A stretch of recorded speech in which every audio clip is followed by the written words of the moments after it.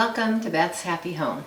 Today I'm going to show you a super quick, easy way to make bread. And it's by making the mix ahead, and then you can just toss in 3 ingredients and mix it in the mixer, and it actually takes only about 5 minutes worth of effort to make a loaf of bread. So we're going to start with 2 cups of warm water into an electric mixer. Now if you have a hand mixer, you're going to have to stand there and hold this for 10 minutes mixing it up. So I'm putting in the mixer 2 cups of warm water and 2 tablespoons of oil. It can be olive oil or canola oil or regular vegetable oil, anything you want.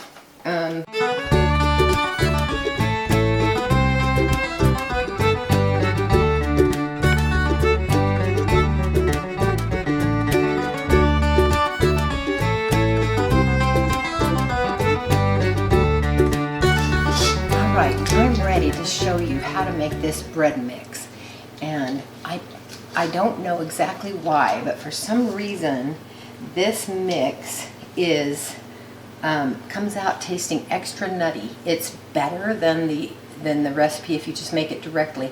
I don't know if it's the chia seeds, I don't know exactly what's going on with it, but it tastes amazing. I'm going to start by putting 12 cups of whole wheat flour into my bowl. This is freshly ground white wheat, so it's a high protein flour, high protein wheat. So 12 cups. I need to pay attention and count. So that's 2. There's 3. This is going to be enough for 4 big loaves. So I have my recipe for my bread mix written on the side of my container because that way I never lose it. And it's always right there handy when I'm using my bread mix. So then we're going to go with 3 tablespoons of active dry yeast. And I'm whoops, there's a little hole in the side so it's leaking out. I'm very confident that this is good yeast. So look at that pouring in there, shame on it. I'm not filling this spoon as high as I could because it's leaking out the side a little bit, but it doesn't have to be that precise. You don't need to worry about that. Don't get upset that my bread might not turn out, because it'll turn out fine. And then we want a 1/2 cup of sugar. That's just plain white sugar. And a 1/2 cup of chia seeds. Now you might be tempted to leave the chia seeds out, and chia seeds are extremely nutritious. They're high in fiber, they're high in omega-3 fatty acids, and they also have kind of an egg-like consistency that they will develop when they're mixed with water. And I have a feeling that it's the chia seeds that are responsible for making this an extra nice tasting loaf when you make it from the mix, because they have time to rehydrate and get really nice. So go ahead and buy the chia seeds, it's worth it. And I found that you can buy them for a lot less money if you buy them online. And then 2 tablespoons of salt.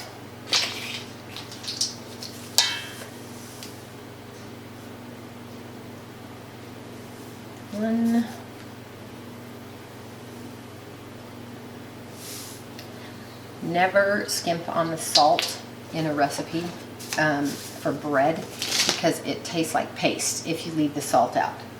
Believe me, I've made that mistake. I didn't do it on purpose. Then 1 cup of vital wheat gluten. That's another thing you might be tempted to leave out. That's going to ensure that your bread has a really nice consistency, that you can slice it, it's not going to be crumbly, it'll rise really nicely because it has the structure, the protein in there. Enough for 1 loaf of bread fits perfectly into this quart size Ziploc bag. So that makes it a very convenient, easy container for it. And you can get a loaf pan for a couple of bucks at Walmart.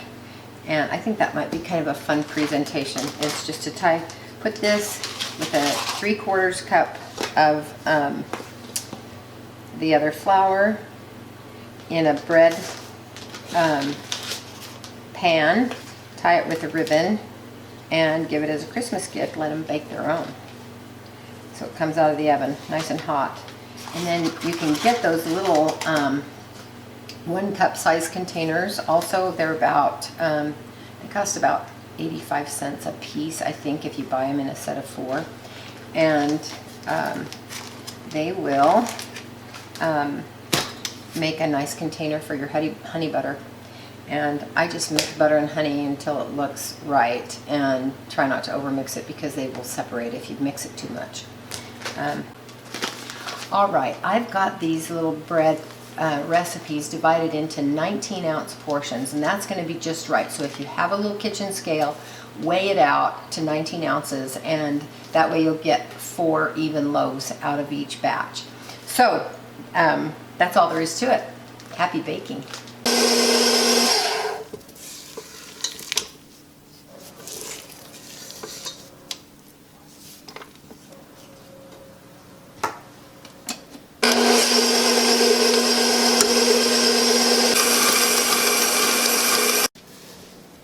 Okay, this has been beating for 10 minutes, and I've taken the paddle out. It's all nice and stretchy. I'm going to use 1 cup of additional whole wheat flour. Now, if you're giving this as a gift, you're going to want to include a little baggie on top of the mix with the instructions to add it after you beat it. You can't add all of it at once. You can't just mix in this flour with the mix, because that makes the dough too heavy for the machine unless you're using a dough hook, and the dough hook doesn't mix it nearly as well. And so I do it this way to avoid the need for a dough hook. And especially if you're giving it as a gift, you don't want to require that they have any special equipment like a mixer with a dough hook. And so but anyone has a hand mixer, I think, in the United States these days. So rather than just dumping the flour in, I'm going to put 1/2 cup of it on my counter and just work it in, and the stickiness of the dough will pick up that last 1/2 cup, or that last cup of flour. And so you're doing this mainly just to bring the consistency to the proper level of stickiness that you need. It's an interesting thing about bread dough is that sometimes it will use more flour than other times. You can see how the consistency is changing. It's getting drier, more elastic as I work this flour in. Okay, it's picked up all of that half of the flour, and if I pull it open, it's still quite sticky in there.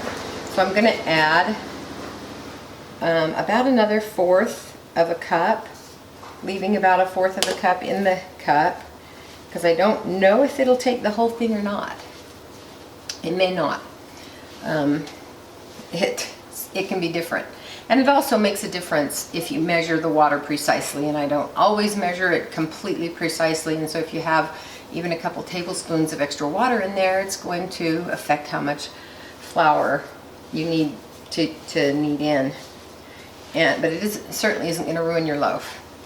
So I'll show you exactly how much to let it rise in the pan for the perfect texture of bread. This has absorbed the dough, or the flour.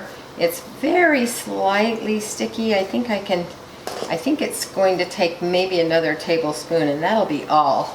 So on this particular day, instead of taking 4.5 cups of flour, or 4.5 cups total of the powdered mixture that's mostly flour, about 4.25 cups is what it's going to be.